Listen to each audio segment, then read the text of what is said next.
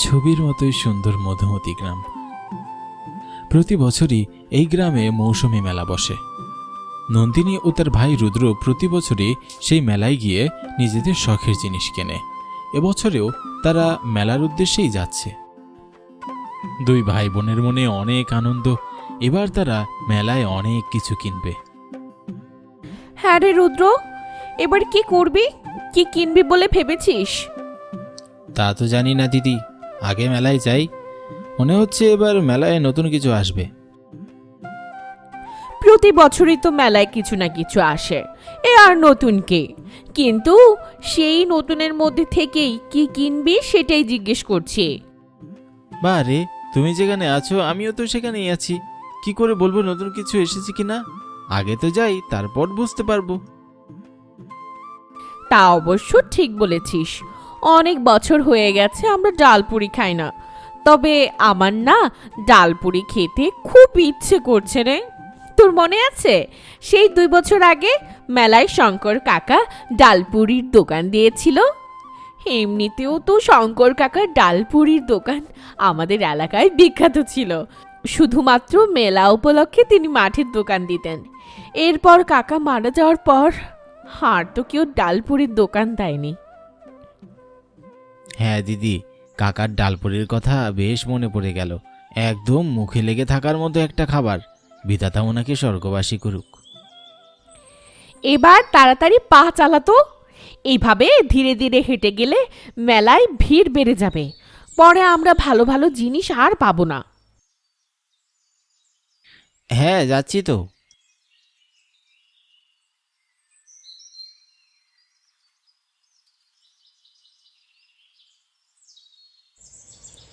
দুই ভাই বোন দ্রুত হেঁটে মেলায় পৌঁছে গেল।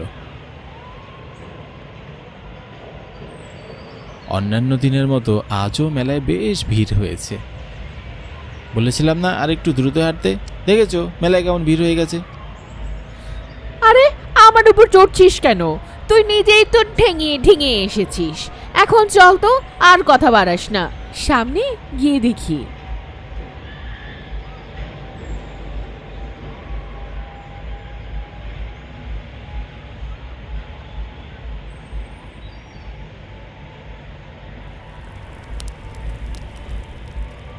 দিদি দেখ, ওইখানে একটা ডালপুরির দোকান।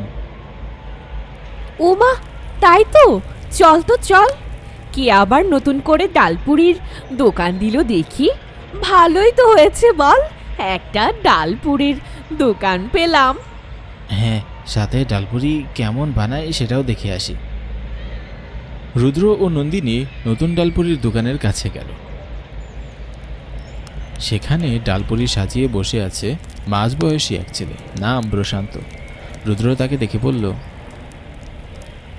দাদা আপনি বুঝি নতুন ডালপুরিওয়ালা? জি জি, আসুন আসুন, আমার কাছে অনেক ধরনের ডালপুরি আছে। ওমা, ডালপুরির আবার ধরন হয় নাকি? ডালপুরি তো ডালপুরি। এই জন্যই তো বললাম আমার কাছে অনেক ধরনের ডালপুরি আছে। শুধু সাধারণ ডালপুরি দিয়ে বানানো পুরি নয়, এখানে কচুপুরির ডালপুরি, আলু ডালপুরি, মাংসের ডালপুরি সহ আরও অনেক ধরনের ডালপুরি পাবে। মা গো মা, এসব দিয়ে আবার ডালপুরি হয় নাকি? আর এমন হলে তো এর নাম ডালপুরি থাকবে না, সেই যেই পুর দেওয়াই হয় সেই পুরের নামই হবে। তা অবশ্য আপনি ভুল বলেননি, তবে ডালপুরির মতোই সবগুলো দেখতে কি না, তাই আর ওগুলোর নাম পরিবর্তন করিনি। একদম নতুন শুনলাম ডালপুরিরও ধরন হয়।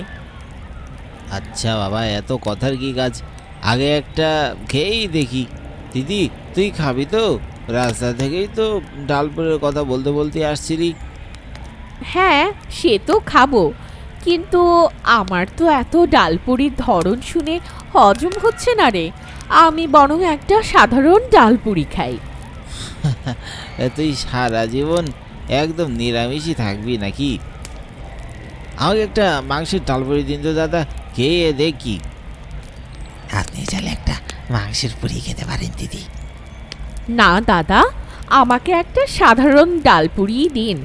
ওসব আগে কখনো খাইনি, আর খেতেও চাইছি না। পরে না হয় খাবো। রুদ্র নন্দিনীকে তাদের পছন্দের পুরি এগিয়ে দিল। রুদ্র মাংসের পুরিতে একটা কামড় দিতেই তৃপ্তি ভরা কণ্ঠে বলে উঠল, হা হা, মনে হচ্ছে যেন অমৃত খাচ্ছি। এত ভালো ডালপুরি আপনি বানান কি করে দাদা? ও মা, তুই সামান্য একটু কামড় দিয়ে একে অমৃত বলে দিলি? ঠিক করে তো খেলিও না। তুই থাম তো, সব কিছুতেই শুধু নাক সিটকানো। তুই তোর ওই সাধারণ পুরি নিয়েই পড়ে থাক। এই মর্ম তুই কি করে বুঝবি? বলো না দাদা, এর রহস্যটা কি? সবই বিধাতার কৃপায়। আর আমার বাবাও ডালপুরির ব্যবসায় করতেন, সেখান থেকেই সামান্য কিছু শিখেছি। আপনার বাবাও বুঝি এরকম হরেক পদের ডালপুরি বিক্রি করতেন? না, সত্যি বলতে বাবা শুধু সাধারণ পুরি বিক্রি করতেন, তবে ডালপুরির পাশাপাশি তিনি আরও অনেক কিছু বিক্রি করতেন। আলুর চপ, পেঁয়াজু, বেগুনি, নিমকি, চিংড়ি বড়া, ডিম বড়া সহ যত ঝাল পদের নাস্তা আছে সব পাওয়া যেত বাবার দোকানে। কিন্তু বাবা মারা যাওয়ার পর আমি শুধুমাত্র ডালপুরি দিয়েই ব্যবসা করব বলে ঠিক করেছিলাম, আর এখন তাই করছি। তবে শুধু ডালপুরি দিয়ে তো আর ক্রেতা আকর্ষণ করা যায় না, তাই হরেক পদের ডালপুরি বানিয়েছি। আপনার বুদ্ধিটা তো বেশ ভালোই। আপনি তো চাইলে আমাদের গ্রামেও একটা ডালপুরির দোকান দিতে পারেন। সত্যি বলতে আমার পরিকল্পনা আছে, তবে এখনও তেমন ক্রেতা খুঁজে পাইনি। এই এই যে মেলা শুরু হওয়ার পর আজ আপনারাই দুজন প্রথম আমার ক্রেতা হিসাবে কাছে এসেছেন। এখন পর্যন্ত লোকজন হরেক রকমের ডালপুরির কথা শুনে কিছুটা এগিয়ে গেছে, ভেবেছে কি না কি তাদের খাওয়াচ্ছি। আপনি চিন্তা করবেন না, আগামীকাল আমি আমার কিছু বন্ধুবান্ধব এখানে নিয়ে আসব আপনার ডালপুরি খাওয়াতে, ঠিক আছে? তখন নিশ্চয়ই তারা আপনাকে এড়িয়ে যাবে না। অন্তত আমি খেয়েছি এই কথা তো তারা অবশ্যই বিশ্বাস করবে, আর আমার উপর বিশ্বাস করেই তারা আপনার এখান থেকে ডালপুরি চেখে দেখবে। তাহলে তো খুবই উপকার হয় দাদা। নিশ্চয়ই আসবেন, আপনার পরিচিত আত্মীয় স্বজন সবাইকে নিয়ে আসবেন। আপনার সাধারণ ডালপুরিটাও বেশ মজার। আমাদের গ্রামের শঙ্কর কাকার চাইতেও বেশি মজা। শঙ্কর কাকার দোকান উঠে যাওয়ার পর আমরা আর ডালপুরি খাইনি। আজ 2 বছর পর খাচ্ছি। রুদ্র ও নন্দিনী তাদের ডালপুরি খাওয়া হয়ে গেলে দাম মিটিয়ে চলে গেল।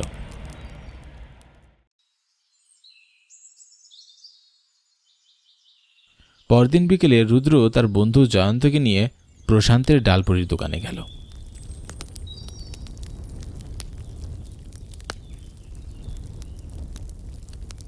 জয়ন্ত, তুই ওনার কাছ থেকে যে কোনো ধরনের ডালপুরি খেতে চাস, উনি সেভাবেই ডালপুরি বানিয়ে দিবেন।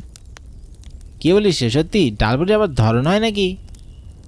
হ্যাঁ রে, প্রশান্তদা এরকম নানা ডালপুরি বানাতে পারেন।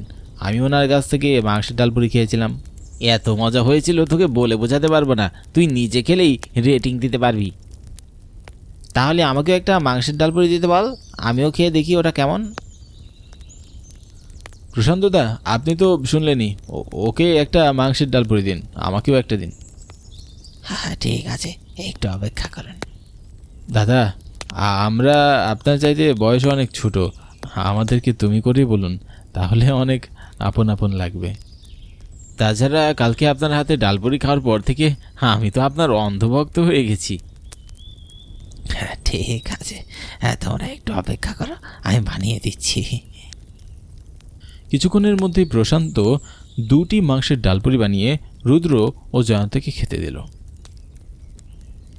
জয়ন্ত বেশ তৃপ্তি সহকারে পুরো ডালপুরিটা শেষ করলো।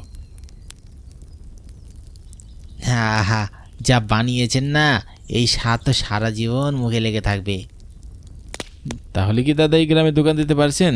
এটা নিশ্চয়তা দিচ্ছিস? 100 বার দিচ্ছি। আমি আজই বাবার সাথে কথা বলে মাঠের মাঝামাঝিতে ওনাকে দোকান খোলার ব্যবস্থা করে দেব। ব্যাস, তাহলে তো হয়েই গেল।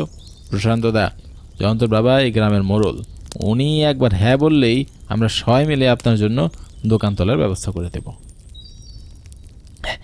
বিধাতা তোমাদের মঙ্গল করুক ভাইরা। আমি এ গ্রাম ও গ্রামে মেলা হলে ডালপুরি বানানোর সরঞ্জাম নিয়ে ঘুরে বেড়াই, কিন্তু কোথাও পাকাপাকিভাবে দোকান দিতে পারি না। খুব ইচ্ছা ছিল একটা দোকান পাকাপাকিভাবে বসিয়ে সেই গ্রামে বাকিটা জীবন থেকে যাব। যদি তোমরা আসলে সেই কাজ করতে পারো তবে সারা জীবন তোমাদের কাছে কৃতজ্ঞ থাকবো। আপনি চিন্তা করবেন না, আমাদের গ্রামেই আপনার একটা বাগাবাগি ব্যবস্থা হয়ে যাবে। এত মজার ডালপুরি অন্য কোনো গ্রামে আমরা যেতে দেব না।